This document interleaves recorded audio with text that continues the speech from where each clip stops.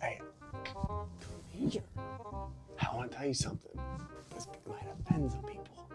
Come here, girl. Are you coming? Okay. Just like this little button. You hit the like button, and you hit subscribe, and you comment below, and then just tell a friend. Okay. Can you do that real quick? And then I'll get into the content. Okay, cool. Yeah, you did. Oh, perfect. Thank you. Hey guys, my name is Christian. I'm founder and CEO of Active Age Daytime Senior Care. And today we're talking about Medicaid versus private pay. So thank you for liking, commenting, subscribing to the channel. We appreciate you guys. But this is a question I get asked often. And I'm like, I don't know. Like whatever you want to do. But we should maybe unpack how you come to this conclusion, right? Because this is my specialty, private pay, okay? When it comes to Medicaid, I'm not your guy. But I'm gonna tell you the way I'm gonna look at this process and the way I'm gonna evaluate whether it would make sense to accept Medicaid or private pay. But look, Medicaid's a pain. It's okay.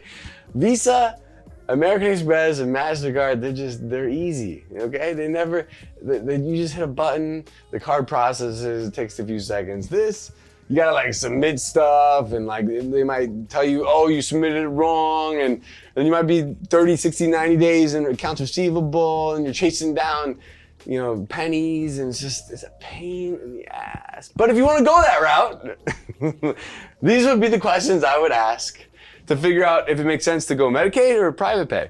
Number one, who is your target audience? Who are they? Is there a certain demographic of individuals that you plan to target? And are you creating an environment that is going to attract that certain demographic? Because this is gonna be your number one question to ask yourself. Where are the people that you're trying to target? What's the style? What's the environment that they want? Are there certain types of games? Is there a certain type of food? Is there a certain type of activities that you need to provide to attract this targeted audience? Are you in an area that just has a higher percentage of this demographic? If that is the case, then you may need to consider your area that you're in, the locale, and who you're trying to attract, because that is gonna be your number one deciding factor, right? So once you know who your target audience is, now you can start figuring out what that looks like in your market. Number two, now you've decided your target audience, you wanna figure out what percentage of those in your target audience in your area are on Medicaid.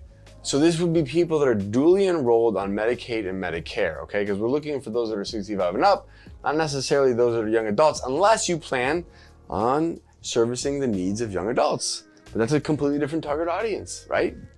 So if we're focusing on the senior care population, then we need to take a look in our area within 2, 3, 5 miles. What percentage of those people are duly enrolled on Medicaid compared to those that are not, right? So if that's 50%, if 50% of your target audience is duly enrolled on Medicaid, that's a high percentage of those on Medicaid.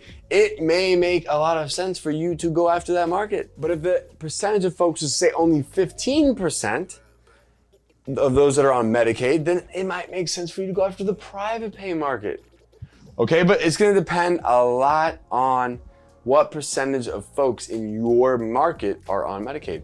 I know a friend of mine, I pulled his report and it was 46% of his people on Medicaid. And he's 90% Medicaid. And I was like, that's why you're Medicaid. We pulled the percentage on my market is 15%. That's why we're mainly private pay, okay?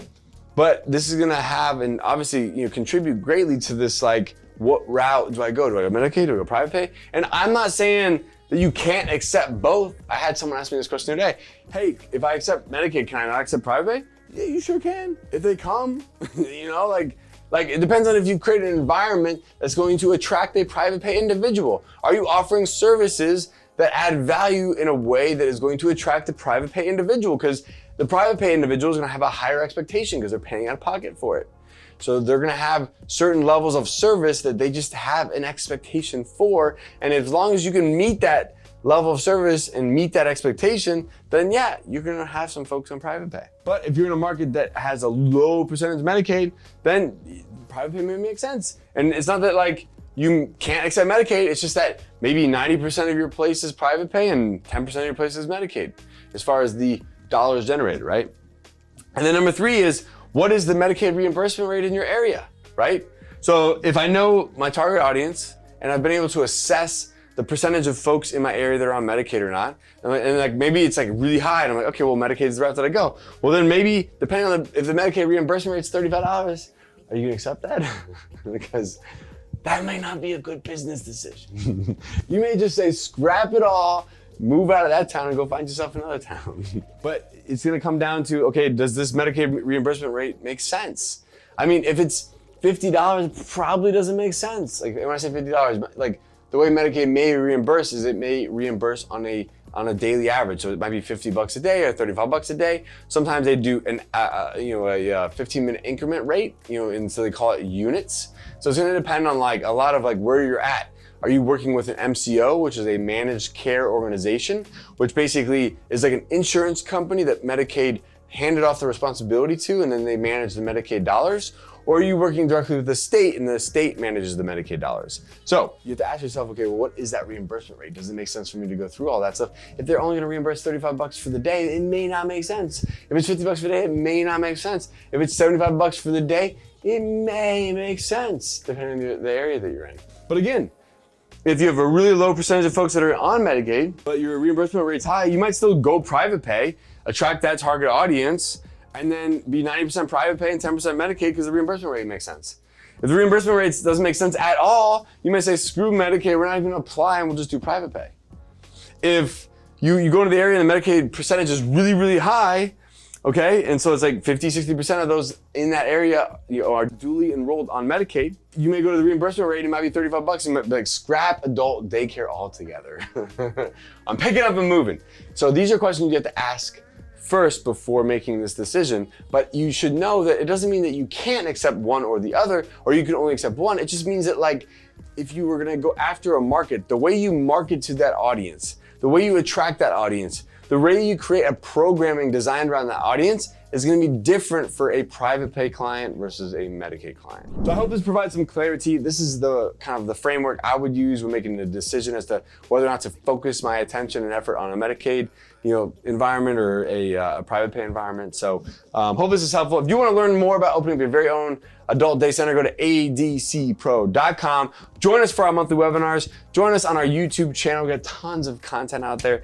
And we also have a private Facebook group you can join. If you're interested in learning more about our franchise, go to activeagecare.com/franchise. And we will see you on the next one. Peace. Hey guys, thank you so much for joining me. If you'd like to learn how to open your own adult daycare center, go to adcpro.com. If you'd like the latest business tips, click here, and make sure you subscribe to our channel, click here. We'll see you guys next time.